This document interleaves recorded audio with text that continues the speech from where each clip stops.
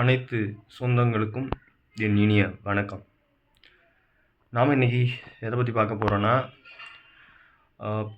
உலகத்தில் மிகப்பெரிய திருப்புமுனையை மீண்டும் மீண்டும் கொடுத்து கொண்டிருக்கும் அமெரிக்க அதிபர் ஒரு 2 நாளைக்கு முன்னாடி ஒரு அறிவிப்பை வெளியிட்டிருந்தார். அதுதான் H1B வீசா.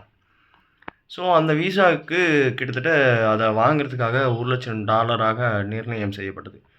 அதற்கு சில கட்டுப்பாடுகள் நேற்றைய தினம் அவர் வெளியிட்டுள்ளார். இதனைத் தொடர்ந்து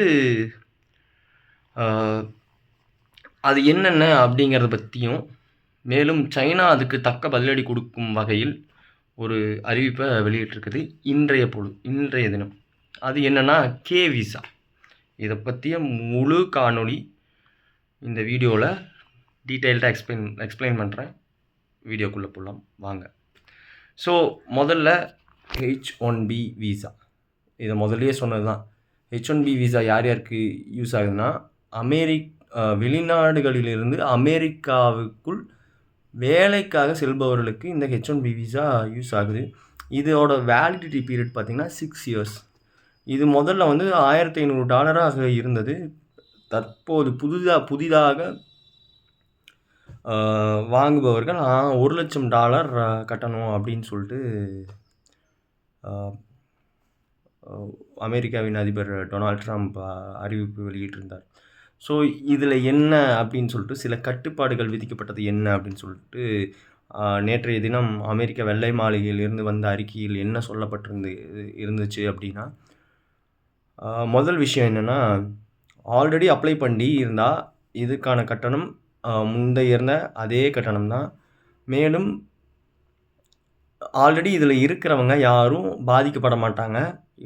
இதற்காக உடனடியாக நீங்கள் வரணும்னு அவசியமே இல்லை அப்படிங்கிறது வெள்ளை மாளிகையிலேருந்து தெளிவாக சொல்லியிருந்தாங்க.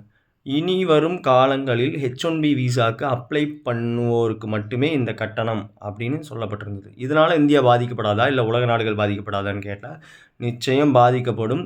ஏன் என்று கேட்டால், இதற்கு மேலேயும் நம் நாட்டில் திறமை வாய்ந்த தொழிலாளர்கள் அங்கு செல்லவிருப்பார்கள். அவர்களுக்கு கண்டிப்பாக அடி வாங்கும். இங்கே வந்து நேற்றைய தினம் ஜோகோவின்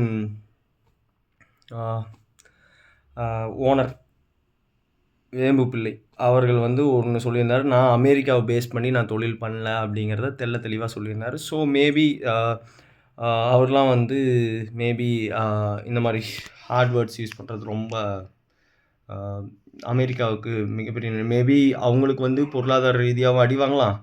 நமக்கு வந்து தொழில் இல்லாமல் கூட போகலாம். மேபி அது எப்படின்னு தெரியல. Maybe in future we have to wait and see. And then இதற்கான கட்டணங்கள் $1,00,000 நிர்ணயிக்கப்பட்டதால் கடந்த ஒரு 3 நாட்களாக, அதாவது நேற்று விட்டுருங்க, முந்தானத்து விட்டுருங்க, இன்றைய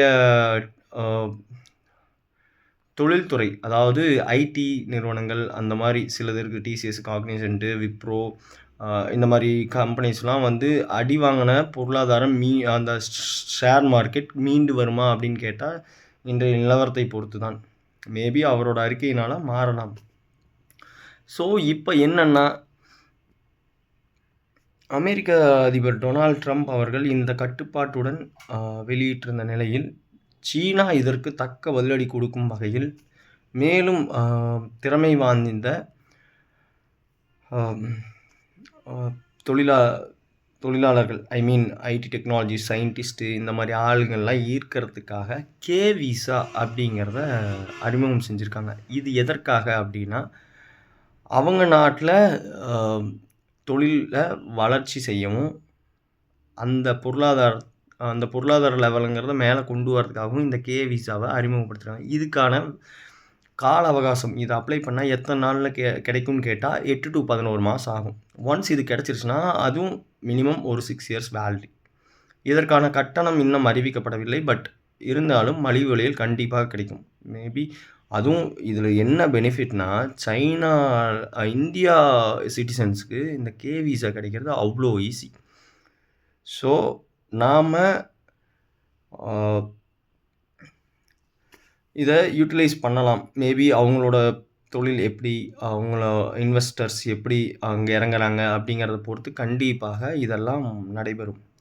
ஸோ இந்த விசா யாரெல்லாம் எலிஜிபிள்னு பார்த்தா, அங்கீகரிக்கப்பட்ட யூனிவர்சிட்டிஸ், அதாவது அங்கீகரிக்கப்பட்ட அந்த அண்ணா யூனிவர்சிட்டி, பெரியார் யூனிவர்சிட்டி, அந்த மாதிரிலாம் அங்கீகரிக்கப்பட்ட யூனிவர்சிட்டியில் பட்டம் பெற்றவர்கள் இதற்கு அவங்க அப்ளை செய்யும், அதாவது வேலைக்கு